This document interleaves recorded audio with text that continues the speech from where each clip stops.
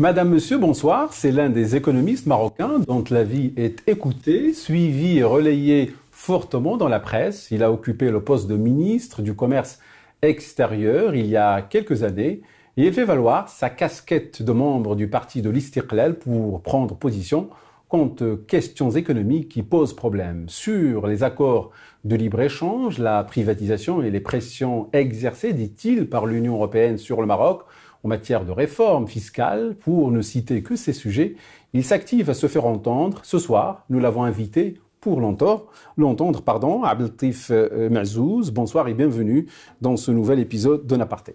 Bonsoir et merci pour l'invitation. Voilà, alors les accords de libre-échange sont au cœur d'un débat houleux. Le constat est amer. Notre balance commerciale est déficitaire avec presque tous nos partenaires. C'est la faute à qui? Permettez-moi d'abord de rapidement faire une petite précision. Quand j'exprime une opinion aujourd'hui, je l'exprime en tant que président d'un think tank qui s'appelle l'Alliance des économistes istiqlaliens. Et donc, ça n'est pas que mon avis personnel, c'est l'avis de tous les économistes qui sont dans ce think tank. Voilà, un travail d'équipe et donc dont je suis souvent le porte-parole. Maintenant, pour revenir aux accords de libre-échange... La question, c'est la faute à qui? Écoutez, la balance est déficitaire avec tous nos partenaires. Oui, la faute à qui? Est-ce qu'il s'agit de faute? Beaucoup d'observateurs disent que ce sont des accords qui ont été mal pensés. Honnêtement, mal pensés, il faut placer ces accords dans leur contexte. Le contexte, c'est une période où le processus multilatéral, un peu d'ouverture commerciale au niveau mondial dans le cadre de l'OMC, était en panne. Et donc, on a commencé à enregistrer l'organisation d'un ensemble de groupes régionaux pour développer le commerce et développer les échanges, parce que l'échelle nationale est devenue trop petite pour le développement et la croissance économique. Donc, on a vu le développement de groupements au niveau de l'Amérique, au niveau de l'Europe, au niveau de l'Asie et même au niveau de l'Afrique. Et donc, le Maroc a tenté des initiatives, bien sûr. On est membre aussi avec la Ligue arabe et on a constitué un accord de libre-échange dans la zone appelée la zone d'Agadir, qui regroupe 4 pays, l'Égypte, le Maroc, la Jordanie et la Tunisie. Donc, c'est quoi l'objectif dans tout ça? L'objectif, c'est d'arriver à jouer sur des marchés plus grands, avoir des échelles de commercialisation et donc de production plus intéressantes et réaliser des économies et donc des taux de croissance. Et ces accords de libre-échange dans lesquels le Maroc est entré, notamment depuis le début de ce siècle, c'est pour d'abord positionner le Maroc dans des échelles de production mondiale. C'est également pour permettre au Maroc de s'arrimer à des économies modernes qui avancent et qui lui permet donc d'améliorer son process de production et c'est d'intégrer des secteurs nouveaux. Le résultat, à ce niveau-là, je dirais, est là. On est aujourd'hui sur des secteurs qui n'ont jamais été des secteurs productifs du Maroc. On cite beaucoup l'automobile, l'aéronautique, l'offshoring, etc. Et n'oubliez pas, très souvent on ne le souligne pas suffisamment, c'est que les accords de libre-échange ont permis, dans plusieurs cas, d'améliorer le niveau de vie du Marocain.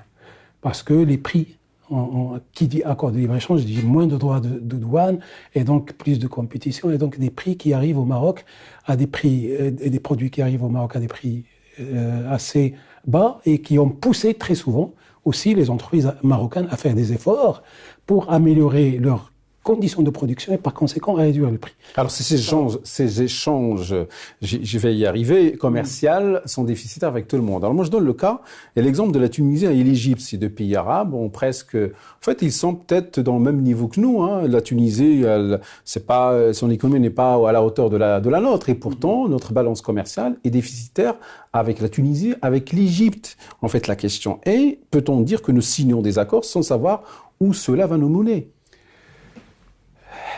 Honnêtement, je dirais que ceux qui ont signé ces accords, c'est des patriotes comme tout le monde. Ils les ont signés avec une perspective de développement du pays et de son économie. Maintenant, dans la mise en œuvre de ces accords, il y a un ensemble de choses qui devaient se réaliser rapidement parce que la mise en œuvre, le démantèlement des tarifs douaniers s'est fait sur 10 ans et donc on avait, je dirais, une période pour mettre à niveau notre économie, améliorer la compétitivité de notre économie. Ça s'est pas toujours fait rapidement. Ceci dit, je tiens à souligner que le Maroc, dans tous ses accords, est un pays qui respecte à la lettre ces accords. Que ça soit dans la transparence des informations, que ça soit dans le respect des règles d'origine. C'est pas le cas de ses partenaires? C'est pas nécessairement le cas de tous les partenaires. Donc, c'est pour ça que si faute il y a, elle est d'abord à ce niveau-là. Donc, le fait que certains partenaires ne respectent pas tout à fait les règles du jeu. Et deuxièmement, le fait que des fois, on n'a pas suffisamment tapé sur la table pour rappeler à l'ordre nos partenaires. Ce que ces partenaires n'hésitent pas à faire dès que nous, on applique je dirais, les règles du contrat. Par exemple, dès qu'on met en place des mesures de défense commerciale pour protéger une industrie naissante ou nous couvrir, nous prémunir contre des subventions accordées par certains États à leurs producteurs, on voit qu'il y a une ruée de plaintes et de réactions de ces pays, aussi bien vis-à-vis du Maroc, et donc directement par leurs chancelleries respectives, ou même au niveau des instances. Et pourquoi le Maroc n'agirait pas de la même façon? Je pense que on donne le cas de la Turquie, la Tunisie aussi. Et pourquoi le Maroc a besoin d'être cet élève assidu et studieux? Quelque part dans les affaires, il faut être malin. Voilà. Non, c'est-à-dire que le Maroc je dirais, ça fait partie de notre ADN. Nous sommes les respectueux de nos engagements internationaux. Maintenant, dites-moi... Pas au détriment de nos intérêts. Voilà. Donc, dites-moi justement jusqu'à quel seuil il faut respecter ça. Moi, je dirais que le seuil, c'est le seuil de la réciprocité.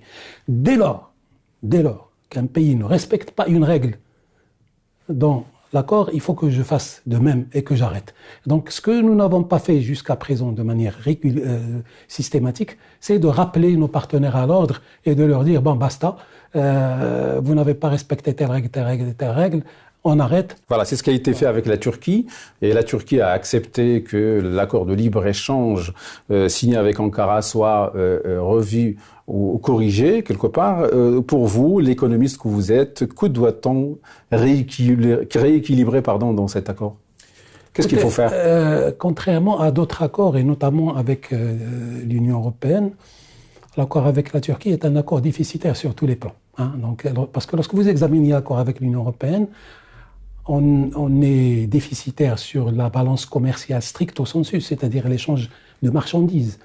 Mais lorsque vous élargissez un petit peu la balance commerciale aux services, puis vous introduisez dans les services, il y a l'offshoring, il y a le tourisme, il y a le transport, etc. Lorsque vous introduisez les IDE, les investissements directs étrangers... La balance s'équilibre? Elle commence à s'équilibrer. Et lorsque vous introduisez en plus les transferts des MRE, vous arrivez à un véritable excédent au niveau des relations, des flux avec l'Union européenne. Donc, même si certains disent que nous avons besoin que l'équilibre se fasse au niveau des échanges commerciaux. Oui, mais dans un échange avec un partenaire, il n'y a pas que les biens. Et on ne peut pas décréter l'équilibre. L'équilibre se construit. Aujourd'hui, on est en train d'améliorer cette situation grâce à des investissements européens au Maroc. Donc la présence d'investisseurs européens au Maroc dans des secteurs nouveaux permet justement de réduire ce déficit qui était au niveau de la balance commerciale. Alors aujourd'hui, que doit faire la Turquie pour que le Maroc ne déchire pas l'accord, comme dirait le ministre de tutelle? Par rapport à la Turquie, le fait de s'asseoir à table est très important. Parce que souvent, nos amis turcs ont évité cette confrontation. Deuxièmement, une fois qu'on s'est mis à table, il y a des postes connus dans la balance commerciale qui font mal non seulement à la balance commerciale, mais qui font mal à nos entreprises, qui font mal surtout à l'emploi, qui détruisent des emplois. Détruisent des emplois, pourquoi? Pas seulement parce que l'entreprise turque est meilleure que l'entreprise marocaine, non. Parce qu'il y a beaucoup de subventions accordé par l'État turc à l'entreprise turque et qui arrive ici avec des conditions de marge suffisamment confortables Même s'ils sont perdants, ils restent sur le marché. Mais des fois, c'est une perte apparente. Hein, c'est pas l'entreprise qui est perdante. Peut-être l'État turc est perdant, mais pas l'entreprise turque. Parce qu'elle est supportée à travers des subventions. Je parle des chiffres d'affaires réalisés après l'État turc. Le bénéfice du billet, je vois à quoi vous faites allusion. Vous faites allusion aux entreprises, aux enseignes turques qui sont installées au Maroc. Ils réalisent dans leurs résultats déclarés au Maroc des pertes. Et ces pertes sont épongées donc, par des augmentations de capital qui viennent de l'État turc. Donc, si je m'assois et que je vise donc tous ces secteurs, et que si je dirais ça, c'est à très court terme. Il ne faut pas reporter ça. On va réfléchir, etc. Autant on peut discuter sur les investissements sur du moyen terme, parce que nos amis turcs, au départ, ils ont promis de venir investir au Maroc pour compléter nos chaînes de valeur dans le secteur textile en particulier. Ça prend du temps. Maintenant, le déficit est aujourd'hui présent. Il faut discuter tout de suite sur la liste de ces produits, donc ce qu'on appelle la liste négative. Même sur une période déterminée, en attendant de voir comment ça va évoluer. Allez, je prends des produits textiles, alimentaires, dans le domaine de la sidérurgie, etc., et dire, pour ces produits-là, on n'applique pas l'accord de libre-échange, ou on l'applique partiellement, de manière à réduire donc l'effet parce que qu'est-ce que ça veut dire? J'applique les droits de douane sur ces produits, et ça va augmenter le prix sur le marché national, et ça rendrait à ce moment-là le produit marocain fabriqué au Maroc plus compétitif sur le marché marocain. Et quid des États-Unis et de l'Union européenne, c'est deux mastodontes en fait de l'économie mondiale. Nous avons des accords de libre-échange avec ces deux entités. A-t-on les moyens de rééquilibrer la balance commerciale avec eux? Moi, je pense que c'est un processus plus long. Hein, donc, pour le cas de l'Union européenne ou des États-Unis, pour le cas de l'Union européenne en particulier, parce que c'est là où on fait le plus en termes d'échanges commerciaux, il y a déjà le respect d'une règle fondamentale dans les échanges. C'est ce qu'on appelle la règle d'origine. Cette règle d'origine nécessite que le produit importé sans payer de droits de douane venant de l'Europe soit originaire de l'Europe, respecte donc l'origine européenne. Cette règle n'est pas toujours respectée par certains pays, donc il faut plus de rigueur par rapport à ça. Deuxièmement, je parle de terme importation, maintenant terme exportation. Parce qu'un équilibre, c'est à la fois import et export. Lorsque j'exporte des produits marocains vers l'Union européenne, ce qu'on appelle les barrières non tarifaires, c'est-à-dire des normes qui sont mises en place par l'Union européenne sur un ensemble de produits, sont des normes draconiennes que souvent l'entreprise marocaine a du mal à respecter. Donc c'est des normes. Par exemple, la tomate, elle doit avoir tel ou tel volume, telle ou telle forme. Par exemple, le médicament, il doit respecter telle dose de machin, etc. Il faut écrire ça de certaines manières, etc.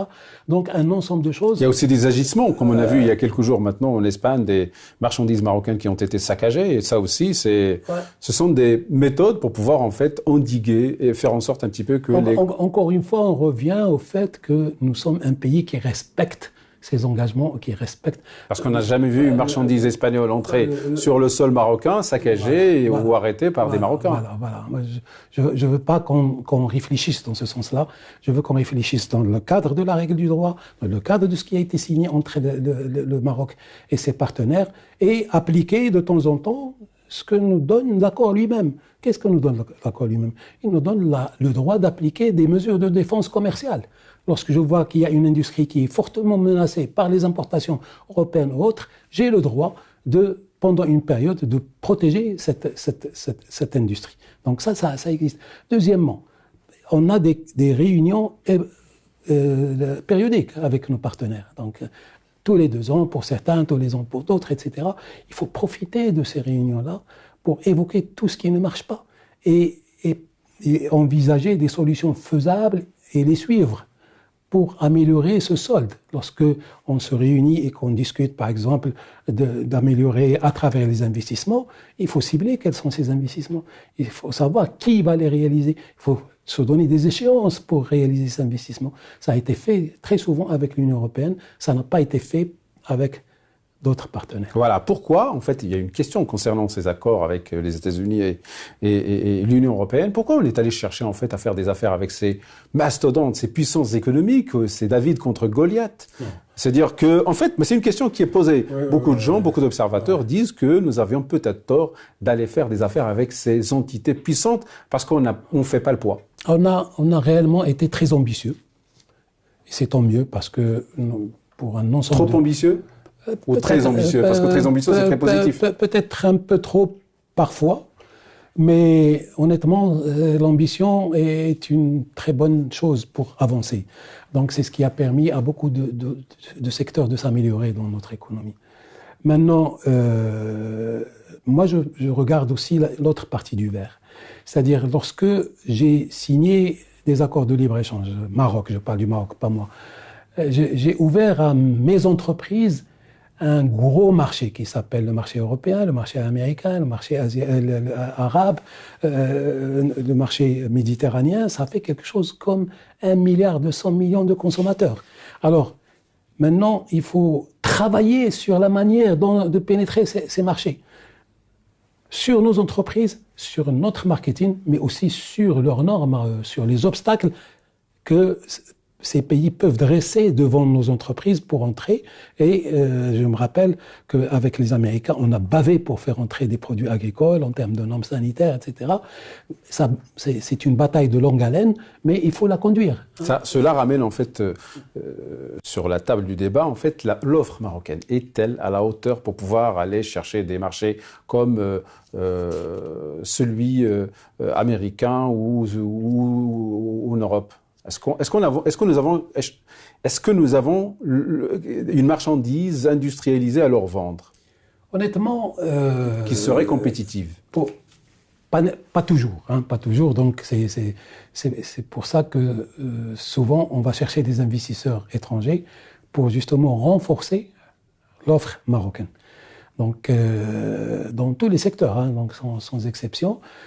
C'est pour ça aussi qu'on a des stratégies sectorielles dont le principal objectif est de développer l'offre. Donc, que vous preniez le plan d'accélération industrielle émergence avant, ou que vous preniez Maroc Vert, ou que vous preniez Aliotis, ou que vous preniez d'autres plans, y compris dans le domaine du tourisme, lorsqu'on a fait le Maroc 2010 puis 2020, la principale préoccupation était de développer l'offre. Parce que d'abord, il faut avoir des choses à vendre avant de chercher à les vendre. Est-ce que ces plans ont-ils fait mouche par rapport à cette ambition souhaitée et visée et ciblée? Je vais vous dire la preuve qu'ils ont fait mouche, enfin qu'ils ont commencé à faire mouche. C'est les premières réactions de certains partenaires, notamment en Europe, par rapport à tout ce qui est implantation d'entreprises industrielles, par rapport à l'exportation justement de produits marocains industrialisés, même si les capitaux sont européens, mais en tout cas ça s'est fait au Maroc, la valeur ajoutée se fait au Maroc. Donc c'est des produits qui sont exportés vers le marché européen, qui ont permis aujourd'hui de rééquilibrer un tant soit peu donc, nos échanges commerciaux avec l'Europe. Alors, l'Union européenne n'a toujours pas sorti le Maroc de la zone grise, en fait, liés aux paradis fiscaux. En fait, vous dites en tant qu'économiste de l'Istiqlal que c'est une sorte de pression exercée sur le Maroc. Pourquoi font-ils ça? C'est-à-dire, en fait, mais est-ce qu'ils ont raison de faire ça, selon vous, en tant qu'économiste? Écoutez, encore une fois, c'est une affaire de lecture des textes. Et nous, ce que nous déplorons deux choses. La première, c'est 2 poids, 2 mesures. C'est que ce que l'Union européenne essaie d'appliquer au Maroc, qui, par ailleurs, est considéré comme un partenaire stratégique de l'Union européenne sur un ensemble de dossiers très, très sensibles par rapport à l'Union et par rapport au Maroc. Donc, c'est ce qui est appliqué et qu'on essaie d'appliquer au Maroc n'est pas appliqué à certains pays européens, y compris au sein même de l'Union. Hein. Vous parlez de quel pays, par exemple? Je peux citer, par exemple, l'Irlande. Hein, donc, je peux citer le Luxembourg, donc, qui sont connus notoirement pour être des paradis fiscaux réels. Le Maroc n'est pas un paradis fiscal. Le Maroc et de toute façon, le Maroc a souscrit à l'accord des échanges internationaux de données. Et donc, et le problème ne se pose pas à ce niveau.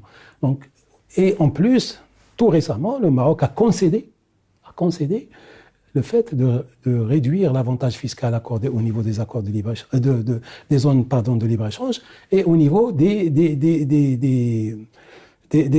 zones franches, et bien sûr au niveau de Casa Finance City et de l'export en général. Donc on a augmenté. Nous, en tant qu'alliance des économistes istiqlaliens, on était contre cette acceptation, parce que nous considérons que vous dites que c'est une atteinte à la souveraineté fiscale en fait du Maroc. Voilà, c'est économique venir peut-être. Et dire au Maroc non, il faut augmenter les impôts parce que c'est un élément de compétitivité qui est utilisé par d'autres pays européens.